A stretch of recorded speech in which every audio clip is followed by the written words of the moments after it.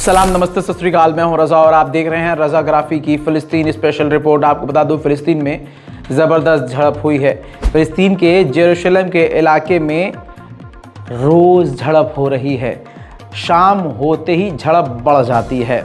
आपको बताऊं, जब से नेतन्याहू की सरकार दोबारा फ़िलिस्तीन के ख़िलाफ़ बनी है, इजराइल में आई है, नेतन्याहू की सरकार ने जुल्म की सारी हदें पार कर दी हैं। हालात इतने बिगड़ चुके हैं कि रोज़ फ़िलिस्तीन के इलाकों में, हत्ता कि जो जेरूशलम के अलग अलग जो फ़िलिस्तीनियों का पूरा गढ़ है, उसमें यहूदी घुसपैठ कर रहे हैं, यहूदी आम नागरिक घुसपैठ कर रहे हैं और पुलिस भी घुसपैठ कर रही है। इन सब चीज़ों की ही वजह से फ़िलिस्तीनियों और यहूदियों के बीच ज़बरदस्त झड़प की शुरुआत हो चुकी है।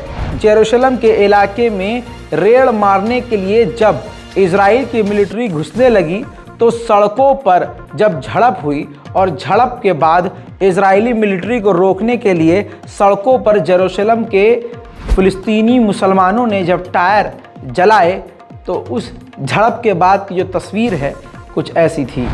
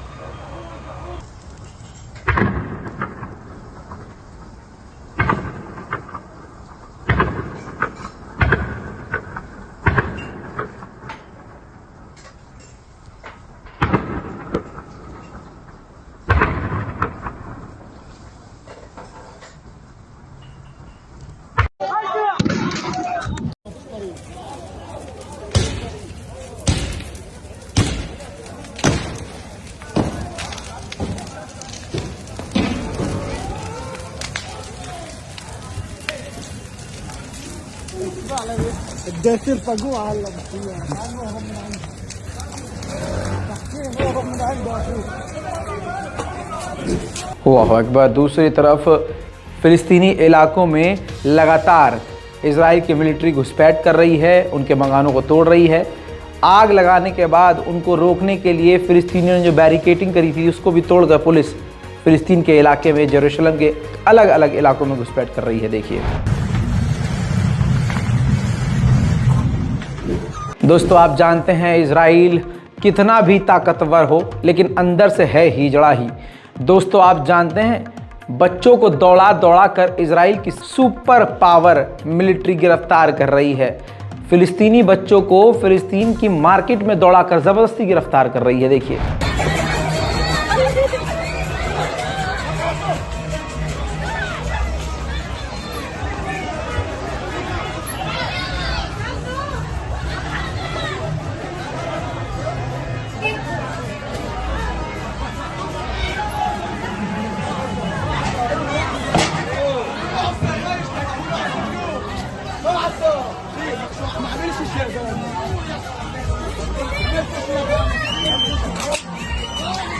हालात इतने बुरे हैं कि खुलेआम गोलीबारी फ़िलिस्तीनी लोगों पर दिन दहाड़े इजराइल की आतंकी पुलिस और मिलिट्री कर रही है।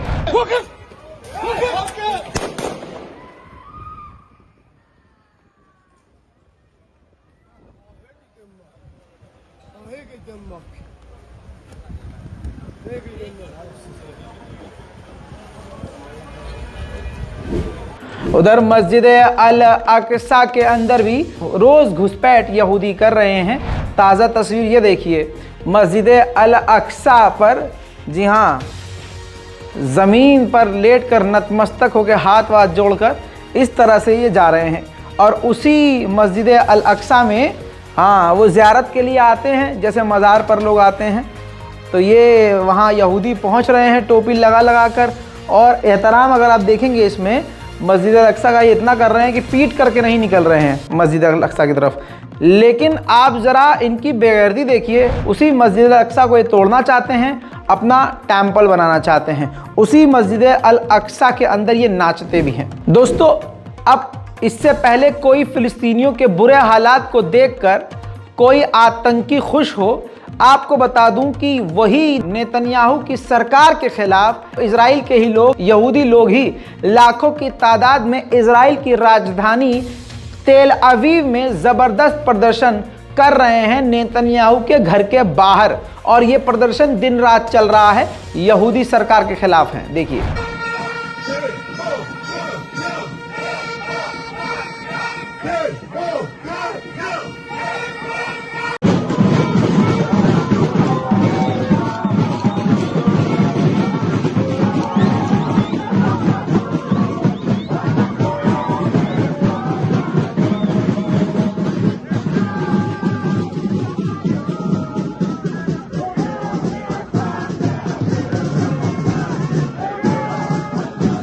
देखा दोस्तों। अब आगे बढ़ते हैं। इजराइल ने पहले से ही सारी हदें जुल्म की पार की हुई हैं। अब इसका घिनौना चेहरा एक बार और सामने आया है। ये एक एक्टिविस्ट हैं जिस पर हमला किया है इजराइल की मिलिट्री ने। ये सब रिकॉर्ड हुआ है।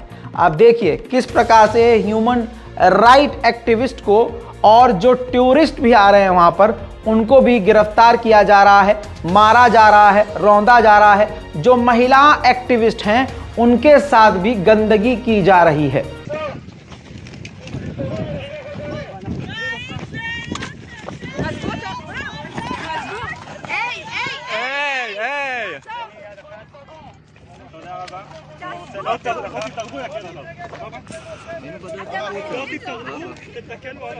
אתה יכול להוציא ממנו את הרגל? אתה יכול את הרגל! תוריד ממנו את הרגל! תוריד ממנו את הרגל!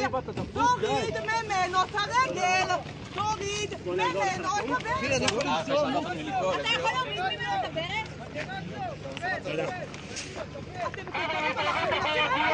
תוריד ממנו את הברך שלך! תוריד ממנו את הברך!